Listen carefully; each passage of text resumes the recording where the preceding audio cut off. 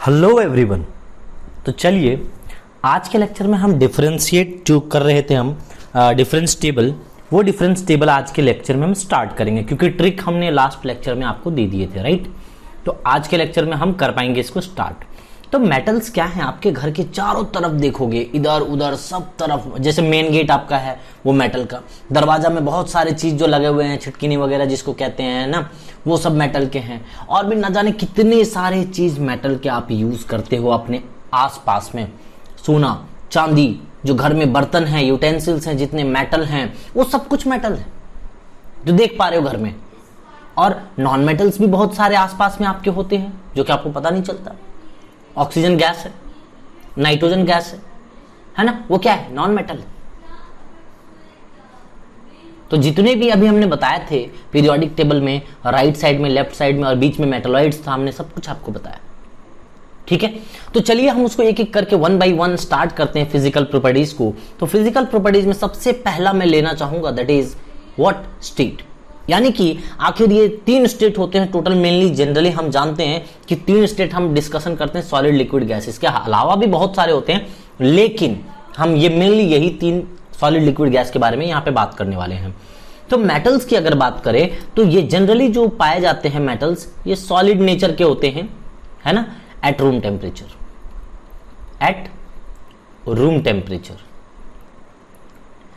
तो ये सॉलिड होते हैं रूम टेम्परेचर पे, जबकि नॉन मेटल्स जो होते हैं वो होते हैं क्या, सॉलिड और गैसेस दोनों में हो सकते हैं, सॉलिड या फिर गैसेस में हो सकते हैं, लेकिन एट रूम टेम्परेचर की मैं बात कर रहा हूं, एट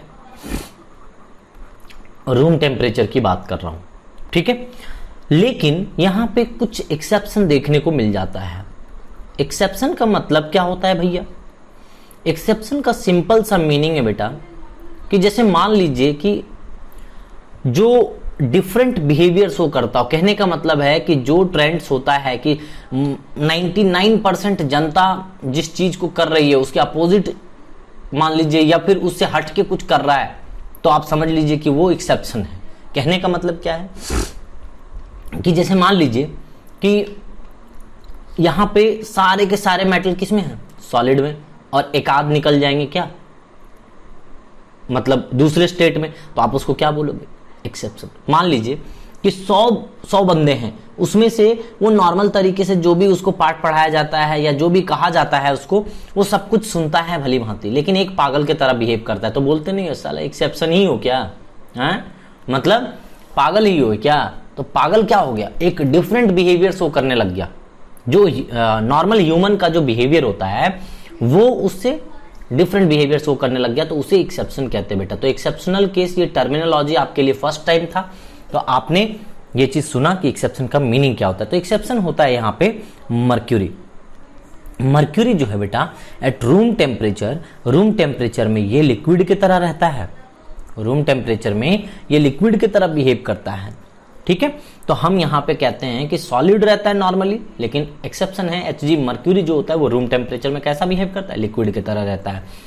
इसी तरीके से यहाँ पे एक एक्सेप्शन है, यहाँ पे एक एक्सेप्शन केस है, वो कौन सा है सर, तो यहाँ पे मेटल हो गया यानी कि मर्क्यूरी। और इसी तरीके से this is very very important बेटा, पूछा जाता है, याद रखना, ये ब्रोमीन, ब्रोमीन जो है वो नॉन मेटल है, ये लिक्विड स्टेट में होता है, जबकि आपने क्या कहा कि नॉन मेटल इन जनरल क्या होते हैं, जनरली दे आर सॉलिड और गैसेस, जो भी नॉन मेटल्स होते हैं, ठीक है। बट यहाँ पे ब्रोमीन को क्या देखा जाता है, लिक्विड स्टेट में एट रूम टेम्परेचर। सारे चीज हम रूम टेम्परेचर के पॉइंट ऑफ व्यू से हम बात कर रहे हैं।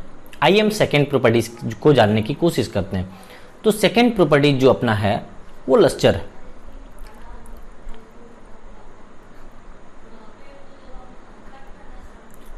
ठीक है, लस्टर है सेकेंड प्रॉपर्टी। तो जो मेटल होते हैं हम कहते हैं कि ये जनरली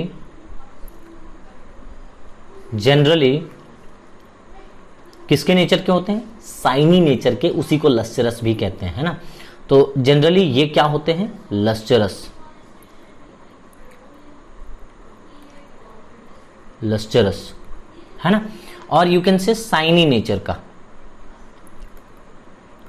साइनिंग नेचर का। उसी को कहता है। जैसे मान लीजिए कि बहुत सारे मेटल्स हैं लाइक गोल्ड, गोल्ड को हम AU कहते हैं, है ना। सिल्वर जिसे हम AG कहते हैं, इन शॉर्ट मतलब सिंबल उसका है। कॉपर CU, है ना। ये सब बहुत सारे मेटल हैं जिसे आप कह सकते हैं कि वो लस्टरस होता है, चमकदार होते हैं मेटल्स। देखते हो घर में भी आपका गेट वगैरह लगा रहता है, स्टेनलेस स्टील वगैरह, तो वो कैसा दिखता है आपको, पूरी चमकदार दिखती है। तो मेटल चमकदार होते हैं जनरली।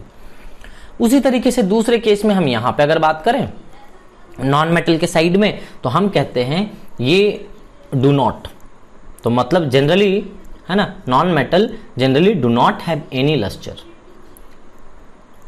जनरली लिखना जरूरी है बेटा, क्योंकि एक्सेप्शन तो एवरीवेयर है, इसीलिए मैं जनरली वर्ड यूज कर देता हूं। जनरली, है ना, do not have any lustre,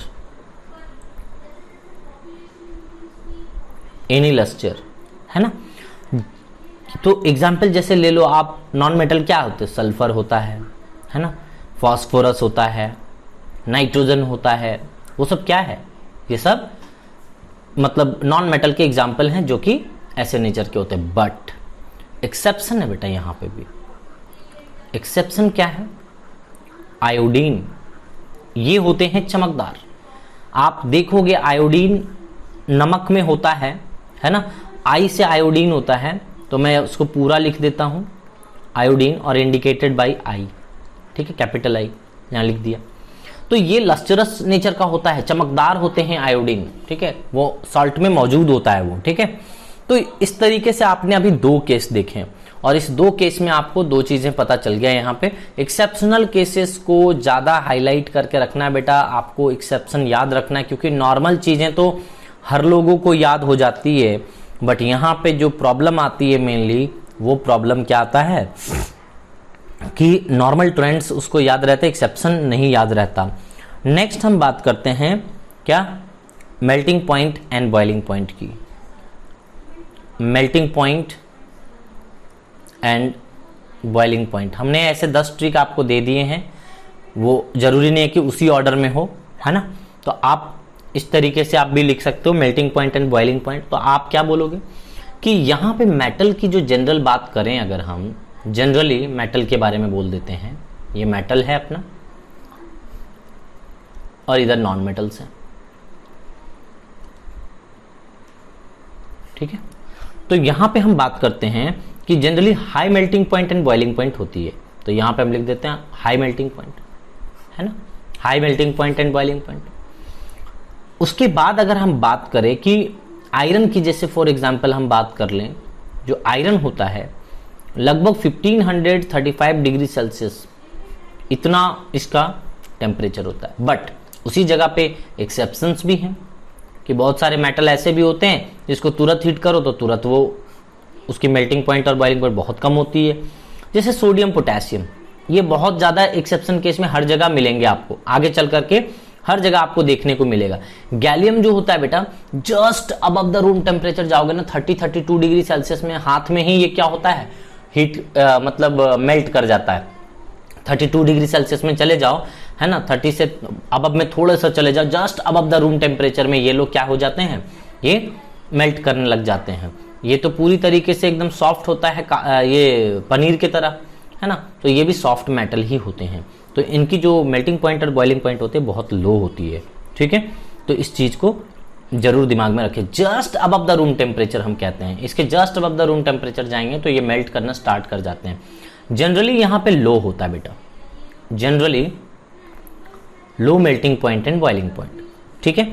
but exception तो है भैया, केमिस्ट्री है, एक्सेप्शन नहीं है तो मजा ही नहीं है। देखो एक्सेप्शन है क्या, कार्बन। कार्बन का क्या होता है बेटा, ये इसकी सेल्फ लिंकिंग प्रॉपर्टी बहुत खतरनाक होती है, यानी कि अपने से लिपट लिपट कर बहुत लंबा चेन बनाता है, बहुत एक मतलब ये जाइंट मॉलिक्यूल बना सकता है, जाइंट स्ट्रक्चर बना सकता है। तो उस बॉन्ड को तोड़ने में बहुत टफ लगता है, तो उस बॉन्ड को तोड़ना टफ, यानी कि उसकी melting point and boiling point tough. तो कार्बन जो होता है वो चेन लिंक बना करके बहुत लंबा चौड़ा बना लेता है, जिसके कारण ये जाइंट मॉलिक्यूल कह सकते हैं ये बना लेता है। उसी तरीके से सिलिकॉन भी जाइंट मॉलिक्यूल बना लेता है, जिसके कारण, है ना, ड्यू टू जाइंट मॉलिक्यूल, यहां पे लिख देता हूं, due to their giant molecule, मतलब बहुत हाथी की तरह एकदम पूरा लिपट जाता है, बॉन्ड पे बॉन्ड, बॉन्ड पे बॉन्ड बनाया जाता है। So due to their giant structure, जिसके कारण इसकी high melting point and boiling point होती है कार्बन एंड सिलिकॉन की। याद रखना बेटा, जनरली नॉन मेटल्स की क्या होती है, लो होती है, बट यहां पे कार्बन एंड सिलिकॉन आपको दिमाग में रखने हैं। नेक्स्ट अगर हम बात करें तो नेक्स्ट प्रॉपर्टीज यानी कि फोर्थ प्रॉपर्टीज की अगर हम बात करें तो ये हो जाएंगे अपने डेंसिटी। डेंसिटी की बात कर लेते हैं नेक्स्ट पॉइंट में। सो डेंसिटी का मतलब क्या होता है, डेंसिटी आपको फॉर्मूला पता है, density is equal to mass by volume, है ना, मास बाई वॉल्यूम। यानी कि अगर मान लो वॉल्यूम फिक्स कर दो सबका, है ना, वॉल्यूम दोनों में बराबर ले लो, ठीक है, लेकिन क्या है कि इसके पार्टिकल्स बहुत क्लोज रहते हैं, तो बहुत क्लोज रहते हैं, चिपके रहते हैं, तो बहुत सारे आ जाएंगे यहाँ पे पार्टिकल्स, तो भर जाएंगे एकदम, पूरे ढेर सारे पार्टिकल्स यहाँ पे भर जाएंगे, बहुत सारे पार्टिकल्स यहाँ पे, बहुत ज्यादा पार्टिकल्स इसके अंदर में भर जाएंगे, ठीक है। लेकिन इसी डब्बे में चूंकि नॉन मेटल गैस के फॉर्म में भी रहता है तो दूर दूर भी रहते हैं लोग, है ना, तो यहाँ पे क्या है कि इनकी मास हमेशा ज्यादा रहती है, यहाँ पे ज्यादा पार्टिकल्स, है ना, मोर पार्टिकल्स मोर मास, ज्यादा मास होगा, ज्यादा लोग अट पाएंगे एक डब्बे में, क्योंकि चिपक के रहते हैं ये लोग, तो अगर ये ज्यादा लोग अटेंगे इसमें तो ज्यादा मास होगा, और ज्यादा मास हो जाएगी तो डेंसिटी भी ज्यादा हो जाएगी, डेंसिटी भी क्या हो जाएगी बेटा, ज्यादा। जबकि यहाँ पे गैसेस फॉर्म में भी रहते हैं, सॉलिड में तो बहुत कम लोग, यहाँ पे गैसेस फॉर्म में रहते हैं तो दूर दूर रहेंगे, यहाँ पे कम पार्टिकल्स आएंगे तो मास इसका कम हो जाएगा, मास कम हो जाएगा, वॉल्यूम तो हमने कांस्टेंट कर दिया सब जगह पे, ठीक है, तो मास कम हो जाएगा तो डेंसिटी भी कम हो जाएगी इसकी, समझ रहे बात को। तो यहाँ पे आप देख सकते हैं, बट एक्सेप्शन दोनों साइड में है। जैसे मान लीजिए कि यहाँ पे मास अगर बढ़ा दिए, ठीक है, तो यहाँ पे क्या कह सकते हैं कि आप सबसे ज्यादा अगर बात करेंगे किसी का कि डेंसिटी होता है तो वो मर्क्यूरी, एक जो अभी हमने बताया था कि वो लिक्विड फॉर्म में होता है ना, तो मर्क्यूरी की डेंसिटी जो होती है वो सबसे ज्यादा होती है पूरी यहाँ पे 13.6 ग्राम पर सेंटीमीटर क्यूब। क्यों? क्योंकि ग्राम यानी कि मास पर सेंटीमीटर क्यूब, देख लो मास ग्राम में रहता है, वॉल्यूम सेंटीमीटर क्यूब में, तो यहाँ पे 13.6 जो कि बहुत हाई वैल्यू है ना, क्वाइट हाई वैल्यू। अब अगर हम यहाँ पे कहें इसके साइड में कि यहाँ पे नॉन मेटल की जनरली जो डेंसिटी होती है वो कम होती है, लेकिन डेंसिटी तो कम है, लेकिन क्या बोलेंगे डायमंड की, है ना, हम डायमंड की अगर बात करते बेटा तो उसकी डेंसिटी जो होती है वो इन जनरल हाई होती है ना। जैसे छोटे मोटे एलिमेंट्स की अगर बात कर लो ना तो उन सभी की तो आप नॉर्मल तरीके से बात कर सकते हो, तो यहाँ पे अगर हम नॉर्मली बात करें तो एक्सेप्शन हो जाएगा आपका डायमंड, डायमंड जिसकी डेंसिटी हाई होती है बेटा, डेंसिटी हाई होती है क्योंकि बहुत खतरनाक वाला सॉलिड टाइप से होता है ना, कार्बन का ही फॉर्म होता है, ये कार्बन का ही बेटा फॉर्म है, जाइंट मॉलिक्यूल बनाता है, यानी कि कार्बन का एकदम टेट्राहेड्रल स्ट्रक्चर में लेते हुए वो बहुत बड़ा मॉलिक्यूल बना लेता है वो, ठीक है। तो मतलब आप अभी टेट्राहेड्रल नहीं समझेंगे, लेकिन आप समझिए कि एक जाइंट मॉलिक्यूल पूरा बना लेता है वो, उसका यूनिट होता है एक छोटा सा, ठीक है, टेट्राहेड्रल, ठीक है। तो डायमंड यहाँ पे जो होता है वो डेंसिटी इसकी क्या है बेटा, ज़्यादा है। अब यहाँ पे एक्सेप्शन की बात करें तो सोडियम और पोटेशियम जो होते हैं वो बहुत सॉफ्ट होते हैं, तो आप बात कर लेते हैं सोडियम की, पोटेशियम की, कैल्शियम की, मैग्नीशियम की। So these are the metals जिनकी आप बात कर सकते हैं लो डेंसिटी, इनकी डेंसिटी क्या होती है बेटा, लो डेंसिटी होती है। So these are the metals जिसमें हमने बताया कि इन जनरल डेंसिटी मेटल की ज़्यादा होती है, but these are the cases where exception case, यहाँ पे एक्सेप्शन है, क्या है, सोडियम से लेकर के सोडियम, पोटेशियम, कैल्शियम, मैग्नीशियम, ये सब क्या है, क्योंकि सॉफ्ट मेटल है, सॉफ्ट मेटल है तो भैया इसकी डेंसिटी भी ज़्यादा नहीं होती है ना, तो डेंसिटी इसकी ज़्यादा नहीं है, बहुत हल्के होते हैं ये लोग। चलिए एक्सेप्शन की भी बात हो गई। अब नेक्स्ट फोर्थ प्रॉपर्टी तक हमने डिस्कशन कर लिया। नेक्स्ट प्रॉपर्टी दैट इज हम बात कर लेते हैं थोड़ी सी डक्टिलिटी की, है ना, डेंसिटी तो समझा दिया आपको। अब हम बात करते हैं number 5th that is ductility. Ductility, you know what is ductility बेटा? डक्टिलिटी का सिंपल सा मतलब होता है कि उसको थीन वायर्स में ड्रॉन करना, खींच करके उसको पतले वायर्स में ले आना। ये हो गया मेटल्स और इधर साइड में हो गया बेटा नॉन मेटल्स। तो यहाँ पे थीन वायर बनाना, कितने लंबा थीन वायर आप बना सकते हो, उसी प्रॉपर्टीज को कहते हैं क्या, डक्टिलिटी। तो यहाँ पे ड्रॉन इनटू वायर्स।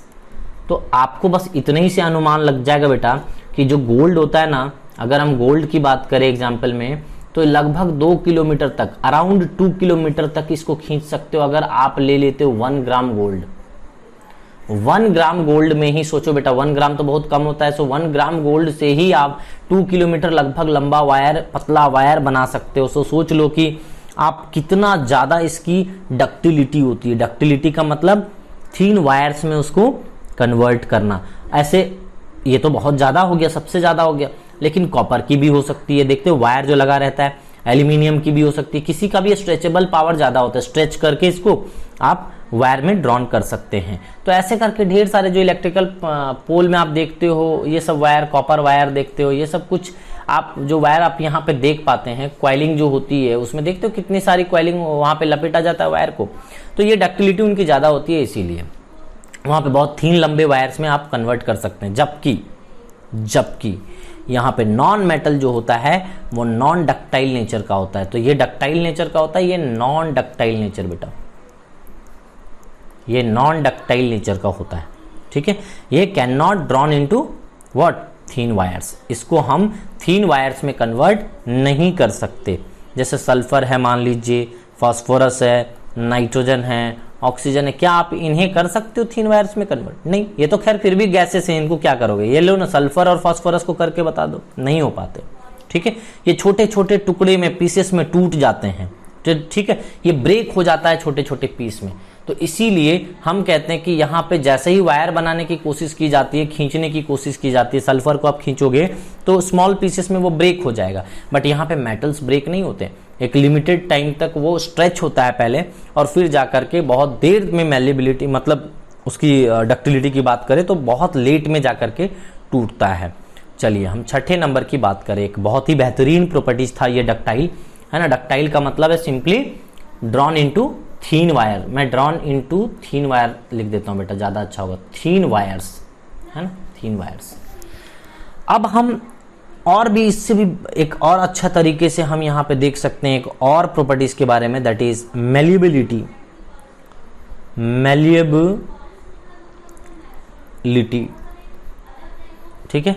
सो ये अपना है बेटा मैल्येबिलिटी। अब इसमें क्या होता है कि ये मैलेबल नेचर के होते हैं, यानी कि इसको चदरे के तरह थीन शीट्स में आप इसे कन्वर्ट कर सकते हैं। मैलेबिलिटी का मतलब होता है इसको पीट पीट करके चदरा बना देना, पीट पीट करके थीन शीट्स में कन्वर्ट कर देना। आपने देखा होगा टीन वगैरह, जो जैसे मान लो कि बड़े बड़े तेल के जो ये आते हैं, वो कंटेनर आते हैं, है ना, तो वो टीन के ही बने रहते हैं। तो आप कह सकते हो कि मैलेबल प्रॉपर्टी जो होती है, ये मेटल जो होते हैं वो जनरली क्या होते हैं बेटा, मैलिएबल होते हैं। और ये क्या होते हैं बोलो, नॉन मैलिएबल कह सकते हो, non malleable. So non malleable nature का होता है बेटा। तो यहाँ पे क्या देखने की जरूरत है सर, तो यहाँ पे अगर आप देखोगे इसको, अगर आप पीटेंगे इसको, आप हैमरिंग करेंगे, है ना, हैमरिंग जब करेंगे जोर जोर से, तो ये हो जाएगा थीन शीट में कन्वर्ट, है ना। तो यहाँ पे हम लिख सकते हैं they can be beaten, क्योंकि आपको लिखना भी तो है बेटा, सिर्फ बोल देने से तो नहीं हो जाएगा। they can be beaten, spelling mistake हो तो माफ करना। they can be beaten into what, thin sheets, ठीक है। तो यहाँ पे आपको ये पता चल गया कि थीन शीट्स में कन्वर्ट कर सकते हैं किसको, मेटल को, जबकि आप नॉन मेटल को थीन शीट्स में कन्वर्ट नहीं कर सकते। तो ये अपने आप में बहुत इंपॉर्टेंट है। कितना भी हैमरिंग कर लो ये छोटे छोटे टुकड़ों में कन्वर्ट हो जाएगा, बट यहाँ पे ये कभी भी शीट नहीं बन सकता इसका, है ना। एग्जाम्पल वही ले सकते हो, सल्फर ले लो, फास्फोरस ले लो, छोटे छोटे पीसेस में ये डिवाइड हो जाएंगे, ठीक है। ये नॉन मैलिएबल नेचर के होते हैं।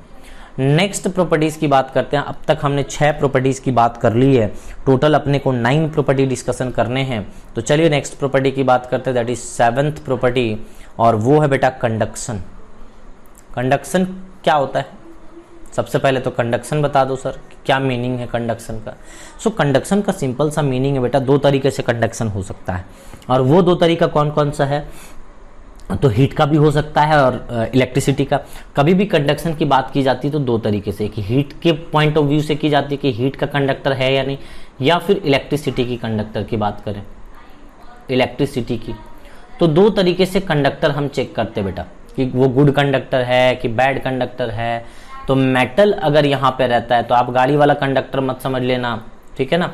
ये मेटल नॉन मेटल में हम बात करते हैं कि अगर कोई मेटल अपने थ्रू, कोई मेटल है मान लो कि उस मेटल को आप वो करंट अगर अपने बॉडी से पास होने देता है, जैसे मान लो कि आपने आयरन के टुकड़े लिए, उसमें आपने तार भिड़ा दिया, तो तार भिड़ाने के बाद वो करंट लगेगा दूसरे छोर में। अगर छुओगे उस मेटल को, मान लो एक रॉड ले लो बड़ा सा, ठीक है, मेटल का, और उस मेटल रॉड को आप क्या करो, घर में जो प्लग वगैरह रहता है ना, वहाँ पे ठूस दो उसको जा करके, है ना। ठूस दो कहने का मतलब है जहाँ पे वायर है, या फिर देखते होगे कि आपके अगल बगल में भी मतलब जो कॉलोनी है वहाँ से तार वगैरह पास होता है, तो आप क्या करो, मेटल के वायर से तार को छूने की कोशिश करो। अगर आप बच गए तो समझ लेना कि बेटा वो नॉन कंडक्टर है, और नहीं बचे, अगर छटपटा के वहीं पे मर गए, है ना, उसमें जहाँ पे पूरी तरीके से उसको छूने से एकदम ऐसे हिलने लग जाओगे पूरी तरीके से, समझ रहे हो, तो वो पटक देगा, वो सीधे से उठा के पटक देगा और पता ही नहीं चलेगा आपको, आप सटक लोगे तुरंत, समझ रहे हो।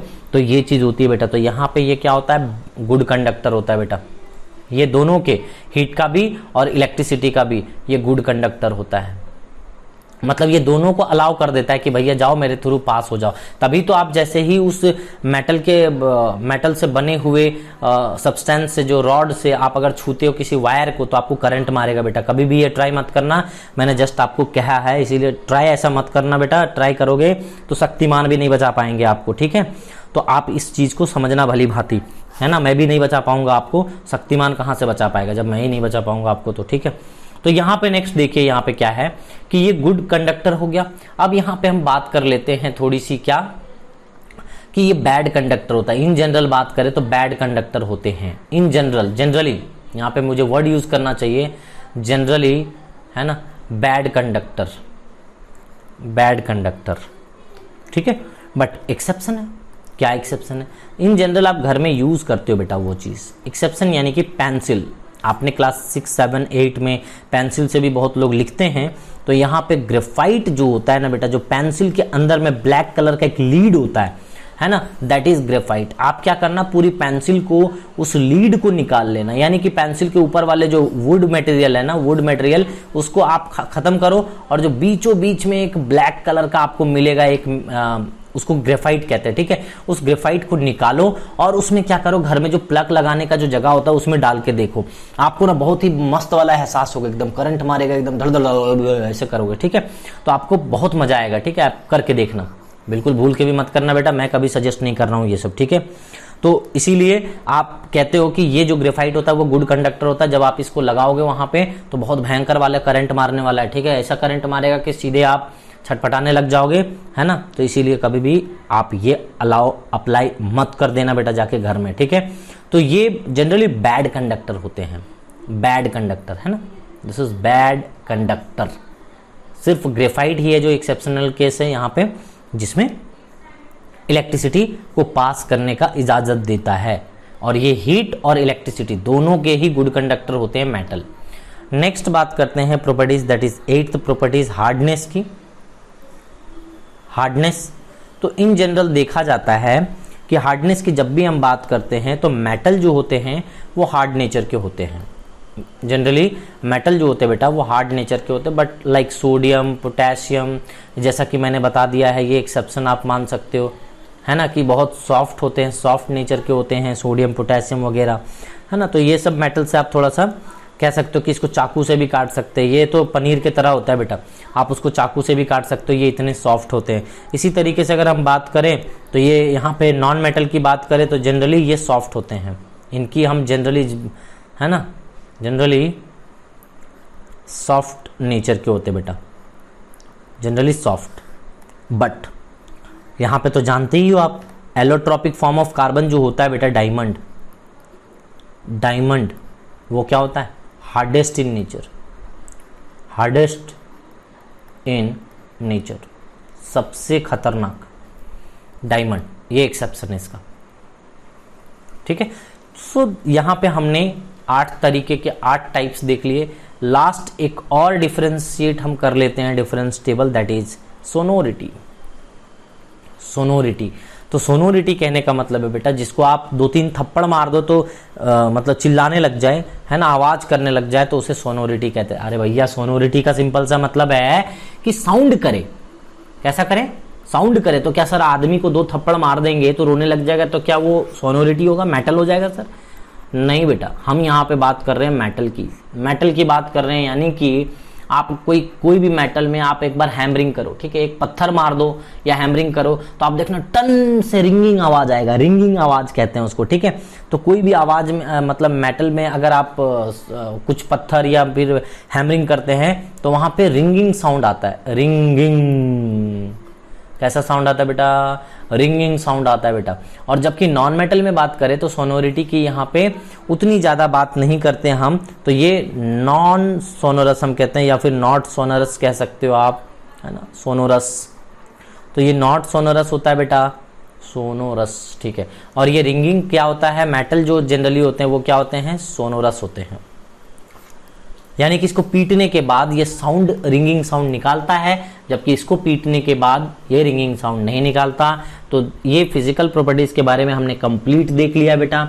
मेटल नॉन मेटल के डिफरेंस टेबल अच्छे तरीके से हमने कर लिया, आपको ट्रिक बता दिया है मैंने, बड़े अच्छे तरीके से आप इसे दिमाग में रख सकते हो। तो आज के लेक्चर में इतना ही, मिलते हैं अगले लेक्चर में, तब तक के लिए थैंक यू एवरीवन।